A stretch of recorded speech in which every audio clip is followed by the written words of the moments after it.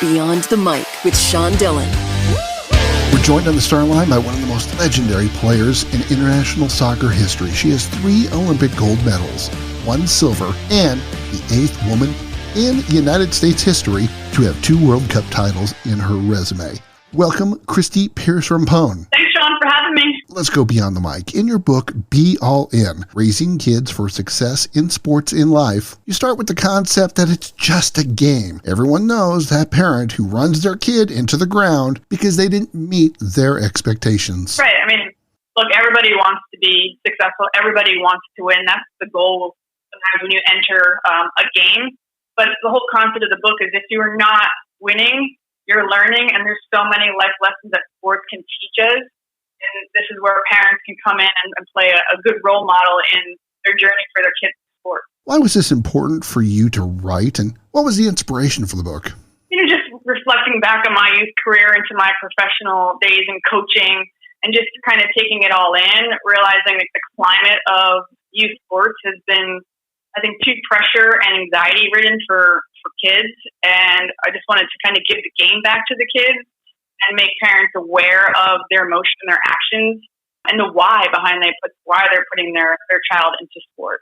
Quote, your emotions are for the locker room, unquote. Talk about that quote from the book and the importance of body language and watching it by coaches. Body language is huge. I learned that in the latter part of my career and, building relationships with teammates. And, if you actually sit back and watch your child or your athlete as a coach, body language tells you everything. It's 93% of communication is nonverbal. So it paints the picture for us as parents and coaches on how our athletes and, children are feeling about sports, whether they're lacking confidence or they're dealing with performance anxiety, or, they're on the outside of the huddle versus the inside of the huddle, how they're adapting to getting yelled at by a coach or a teammate. So there's so much we can learn from the body language. Your book not only tackles the path children need to take for sports to be healthy, but at the same time, the importance of leadership, actual leadership by their parents, not just yelling at them.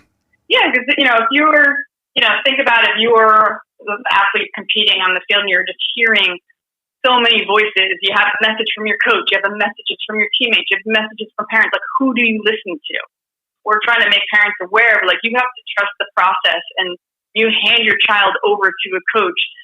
Just respect and trust his guidance in helping your child be successful. And that's a big part of, I think, why emotions get carried away from parents. You say in the book, quote, I became so aware of other people's emotions that I saw my victories as someone else's losses. How do we teach a moment like a win and learn to embrace it without feeling like you've trampled on someone else? Yeah, it's that communication with your child about respect. Respecting the game is a big piece of it, and understanding, obviously it's a process. And I would say you have no idea what the other team is working on. And if you go trample a team, respect that they are still athletes trying to get better and they're working on something, and they may not be at the level you're at, but just respect and trust the effort that they put into the game. How have you dealt with the quarantine to make yourself better during this time? Yeah, absolutely. Obviously for myself, I'm still trying to stay fit so I could be mentally healthy.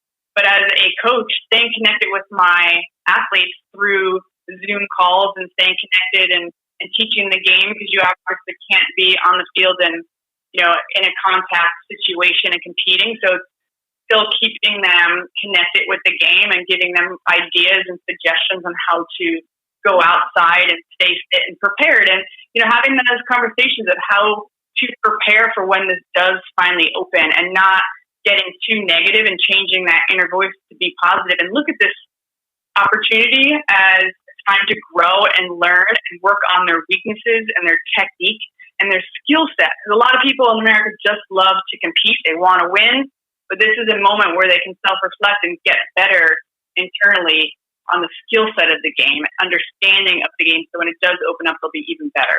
With my niece heading off to St. Francis University to play women's soccer, I'd love to hear, what do you think the lasting effects of women's soccer are with the COVID-19 delay? Yeah, it's a tough time because a lot of things have been taken away, the structure and the routine and, what we're used to of watching women's soccer as well as playing. But again, they have to look at it as a growth period and how I can get better versus going too negative and getting into a deep, dark place of missing the sport so much. They have to almost look at it as athletes who are injured and away from the game for a long time. It's working on themselves and working on how they can, encourage others that are having tough times. I know a lot of my teammates and I, in ways to self-motivate, would be sending photos of a thumbs up after a workout to make sure that everybody else was staying motivated. Because when you get that photo, it makes you get out there and want to work out yourself. When do you think we'll see the United States women's national team play on the pitch next?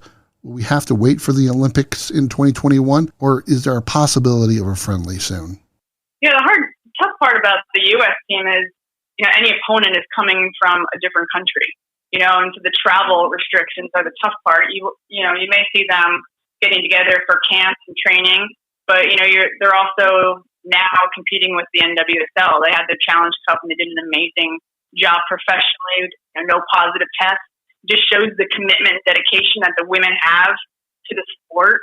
It was fun to watch. It was 5 weeks, and they're continuing to work, like I said earlier, more on their individual weaknesses in order to get better. So when it does open up and they are in front of the head coach and trying to vie for a spot for the Olympic team. Why should people buy this book?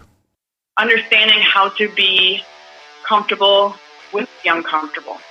Her book is Be All In, Raising Kids for Success in Sports and Life. Thank you so much, Christie Pearce Rampone, for talking with me today. Stay safe.